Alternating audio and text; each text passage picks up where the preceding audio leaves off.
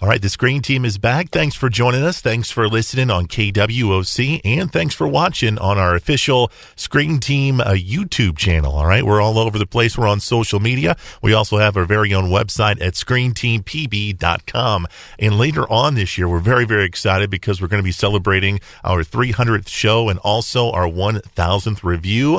And we'll be doing a big giveaway for that. So keep on listening and watching the Screen Team for more details. Right now, being joined by my good friend Jake, and Jake and I are getting ready to review a movie that I had honestly forgot about.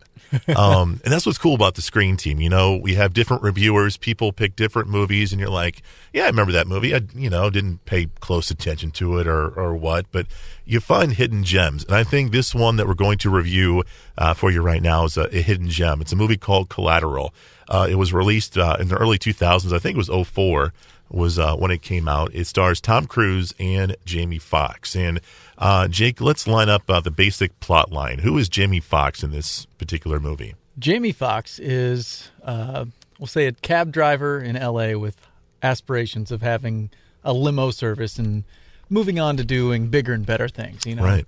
And he's, he can tell it's like he's had these aspirations for quite a while, and he's been a cab driver longer than what he's planned to. Yeah. So he's ready to move on to bigger and better things, and he has aspirations, but he's very just a friendly cab driver, and I think he's a little bit attached to what he does, too. Yeah. So we've got Jamie Foxx. He's that. And now we got Tom Cruise. And Tom Cruise looks a little bit different. He's got the, spray-on gray, hair going on. But he still looks like Tom Cruise. He just looks like, Phil Donahue or something. I don't know, man. But so what's Tom Cruise's deal? Because he's not our typical Tom Cruise guy that we know. And he's playing, Tom Cruise doesn't do it too often, but he's playing the villain, I guess, if you want to call him that, in this film. And he's a very precise hitman. He kind of does the same thing. He does a round of hits each time he visits a city, and he's just really precise and really just cold. Just a very cold character. Our two characters kind of meet each other during a cab fare, and right away Tom Cruise is impressed with Jamie Foxx because Jamie Foxx knows the route to which Tom Cruise wants to go. He knows how long it's going to take, and he was right. He was exactly right on how long it took, and Tom Cruise being precise and methodical, and Tom Cruise's character liked that. Yes, was very impressed. And at first, of course, if you saw trailers for the movie, you probably kind of know what's up, but, it's just kind of a normal thing. And then there's the first stop. Yeah. Because Tom Cruise says, okay, if you can continue to do this, I've got several stops to make in L.A., so if you can continue to do this all night, there'll be a big bonus for you at the end of the night. And the bonus was more than he expected. The bonus landed on his windshield. So basically, later on, Jamie Foxx finds out that Tom Cruise is the hitman, and he's getting ready to take out some more people, and Jamie Foxx is being used as a pawn to take out those folks. So that's our pretty much basic plot, our basic storyline of the film. I've only seen this movie twice, but the second time I watched it just recently, I loved it. This is a movie you've seen several times. Why is this a movie that you enjoy so much?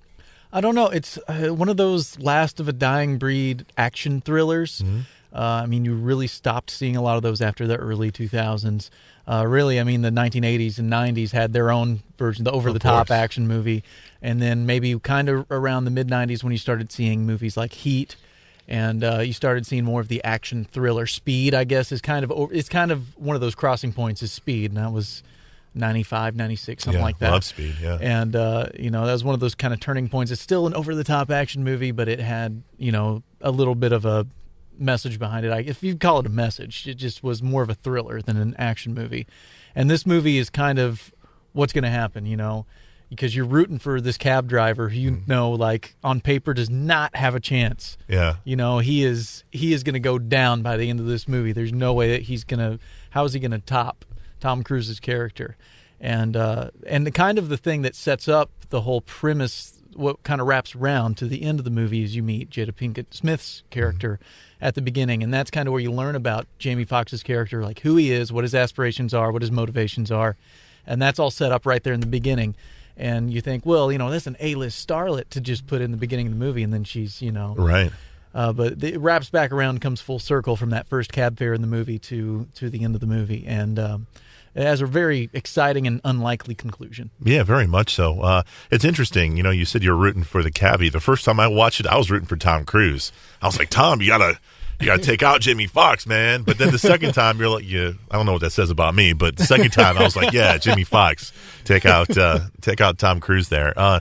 One cool thing about this movie, and I don't remember if there's a score in it, but I remember there being a lot of musical pieces in it. A lot of jazz numbers in this film, some rock and roll numbers, maybe some urban hip-hop numbers as well. I enjoyed the musical elements that they put in this film as well. I thought it was very interesting. Using a soundtrack as a score is one of the things that this movie does well. This movie does something well that a lot of movies don't do well anymore because they cram pack too much story into too short a time period. Mm-hmm. It gives you quiet time with some of those musical breaks. There's an audio slave song in there, and this is kind of I guess end of Act 2 is kind of where this is hitting in the movie. So you just got this kind of calm down, slow down time that builds up to like the ramp into the third act of the film. If you do get a chance to watch this film, pay close attention to one of my favorite scenes is the scene where you have Jimmy Foxx, Tom Cruise, and they're sitting at a table with this jazz musician, and Tom Cruise's character is a huge jazz lover, and he wants to hear a story about how this character met Miles Davis, and they're going through the whole story, and it's a very, very cool scene. And then I don't want to give anything away, but something happens. So if you see the movie, pay extra close attention to that particular scene. Was there any scenes that you enjoyed throughout the film? That is one of my favorite scenes. That's one of those things where, and the great thing about this movie is you can kind of get away with rooting for the bad guy or the good guy on this one because sweet. They are, Tom Cruise's character is just so cool and collected. He just has a cool factor about him. Yeah. And, and you don't think his motivations are definitely not pure, but you can vote for him. But you can also root for Jamie Foxx because, it's kind of like he was just thrown into this, right? But he's going to do the best he can out of the situation, and he's really rooting to he's trying to change the hitman, even though, he realizes it's probably a lost cause. But especially the kind of the jazz musician scene is kind of one of those that sets up essentially the rest of the movie. Just like, no, this is how it's going to go. You were wrong if you thought things were going to be different.